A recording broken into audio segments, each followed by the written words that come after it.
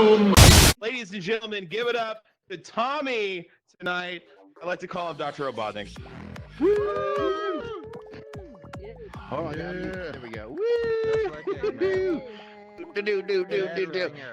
Hey, give it up for Darth Music Bot, everybody. Playing all the great hits over here. Yep. I don't know. I didn't know what to do. So let me get into this. So first off, guys, I got into a fight, like a physical fight, on Sunday. Right now, I know my avatar looks young and I sound young, but I'm a 43-year-old man that had a rough childhood, so I'm no stranger to a fight. But I never expected to get into another fight. Right. But so I did get into, there was a drunk guy at the comedy club. They didn't want to pay the bill, blah, blah, blah. He took a swing at the smallest employee there. And the next thing I knew, I was putting him through the glass window in front of the comedy club. Shit. I didn't intend to put him through the window. I went to just get an arm around it because now at not my age, I have bucket lists. If I get into a fight, there's things that I want to check off my bucket list to say that I've done them in a fight. Right?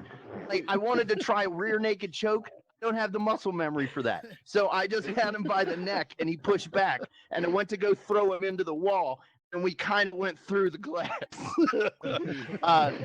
So then when we're on the ground, I had control. I didn't want to hurt him. So I had control of his arms and he threw a knee. And I never expected a knee to hit me. That's another thing. You're like, well, this guy's too fat to do that. Like, I didn't expect, like, a knee to come up. And so then what I did was, once I had him controlled, I reached down and I unzipped his pants and I pulled his dick out and I just gave it 2 tugs and put it back away and zipped his pants up and then whispered in his ear, "Happy Pride Month." That's a bucket list. Because this old drunk white guy is now probably like, "Am I gay? Oh God!" Then he's looking for doms to do. No, I didn't really touch it. What I did do though, I did do a move I've always wanted to do called Monkey Grabs the Peach. Does anybody know what Monkey Steals the Peach is?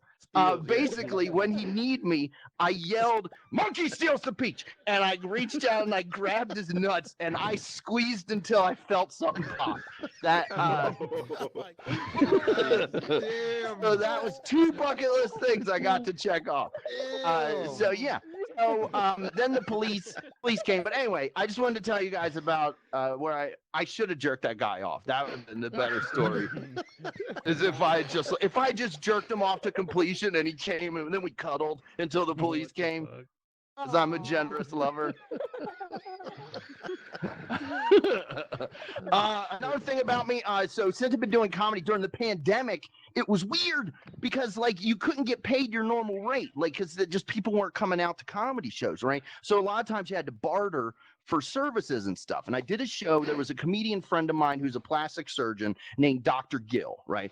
And Dr. Gill, he is a plastic surgeon. And he was like, "Tommy, I would love for you to come and do my show. I can't pay your full rate, but I will give you 50% off a boob job for your fiance." And I had to tell him, not really into boobs. Could you give her more feet? That can you just cover her in piggies? Just wee all the way, right? Just in my mouth. Come on, guys. That's a joke. I don't have like a foot fetish, right? But I would have, I guess, what you call a foot thing. And but like, raise your hand, make some noise if you've ever been able to tell the difference between a good foot and a bad foot, right? Just. Okay, there we go. Okay, good. The 2-second delay made me think that I was a huge creep and I was going to run off into the woods. So, okay, that guy needs to stop waving. We get it, sir. You suck feet. Okay. No, but so I never, like I said, I could tell the difference between a good foot and a bad foot. And then one time I did mushrooms and I fixated on a picture of a foot. And ever since then, I've had the power to jerk off to pictures of feet. Which is a very odd origin story. Like, I don't think they'd let me in the X Mansion with that power. Like, you're like, "Rogue, put on some slippers. He's coming in." So But it wouldn't be like I couldn't stop crime. I like boom, and I'm like, stop there, bank robbers. Is that an open toe? Like, I told that story. I told that joke at a comedy club. Matter of fact, same club I put that drunk guy through the window. But I told that show. I told that at a show, and there was a table of 6 drunk women off the stage right. And the one woman was like, I got good feet. I was like, all right, let me see them. So I walk over, and she pulls out this fucking gremlin hoof and like puts it on the table. And I was like, go back to the Everglades, you swamp beast. And she was like, I just got new shoes. And I was like, oh, really? What's the name of the blacksmith? So, so then when I was out front, her and her friends were leaving at the end of the show, and her friends were like, she was like, I guess you were funny, but you made fun of my toes. And her friends were like, yeah, you really fucked up. She's a foot girl. And I was like, hold on, what the fuck is a foot girl? And they're like, oh, if you suck on her toes, she could have an orgasm. And I was like, oh. I guess that makes me a penis boy. Just a penis boy. Gonna put it on my dating profiles. Spoiler girls, I'm a squirter. Like, big old penis boy. That's what I should have told the guy. I should have been like fighting him and jerking him off. Like, God, I'm so hard. What? I hope no, but when I did grab his peaches, I literally yelled. I literally yelled, monkey steals the peach. And I grabbed his balls, and his wife was like, my husband's peaches. She was very concerned. But living with my fiance's the first significant other that I've ever lived with. And so there's certain things that she does that I've never really seen before. Like, ma'am, you there with, yes, you right there. Yes, you there. Yep, you're looking. Yes, you. That's you. Yeah. Do you powder? You powder your area? Do you powder? Yes. Yes. Okay. Good. Good. Because my fiance's not a monster then, because she puts so much powder in her. She comes out of the bathroom. It looks like a colonial wig. It looks like her vagina signed the Declaration of Independence. She puts so much powder on her pussy, every time she queefs, a ninja appears. Laugh all you want. I gotta live with it all day long. All I hear is cowabunga. Radical. What the fuck? That is a Ninja Turtle queef joke.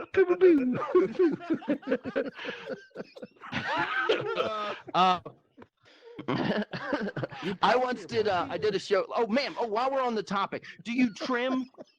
You trim your area? I wax, or I get waxed. Wax? Jesus, are you mad at your pussy? Are you trying to get secrets out of it or something? Have you ever heard of the people that laser it off? Have you ever thought of lasering it off? For those of you who don't know what the laser hair removal, imagine the laser is the Death Star and the woman's pussy is Alderaan. That's what she is. And then someone's like, oh, I heard the sound of 1,000 pubes being wiped out. All right, I'll do one more and I'll get it. Oh yeah, but so I did a show once and I did that joke. I asked a woman if she trimmed, and she was on a date with a guy, right? And she was like, she got very indignant. It was like, some women don't feel they need to trim down there, and like her boyfriend's eyes got real wide, right? And I was like, how long have you two been together? And the guy was like, this is our first date. And I was like, oh, spoiler alert. So another thing that I can't quite wrap my head around, have any ladies here ever been to a sex toy party? Is that a thing that anybody here has gone to? Okay. All right. Of course you have. All right, calm down. Patrick. I'm not going to Amazon message you like some dildos or something. Like, well, look under your chair. You get a dildo. You get a dildo. This guy gets some anal beads. You can quick start him like an old lawnmower. Now, I dated this girl on a Friday, right? And when I saw her, I was like, so, what are you doing this weekend? And she was like, I'm going to a sex toy party. And I was like, man, your voice is deep. So then I'm a very good impressionist. I don't know if you guys heard that. Didn't you hear me do my impression of that woman? My husband's peaches. That's dead on what she sounded like, guys. So the next time I saw her, I was like, so how was the sex toy? Oh, I forgot to tell you guys. This one time I lived with my mom till I was like 27. So the next time I saw her, I was like, so how was the sex toy party? And she was like, I don't want to talk about it. And I'm like, what the fuck happened at this sex toy party? And she was like, your mother was there. And I was like, my mommy? Well, what did you do? And she said, I bought everything she told me to, right? Which is a scary fucking proposition, right? Like Cowboy Jim, does your mom know what you're into? Does she know you're into feet and anal beads? Huh? No, the other gay cowboy behind you.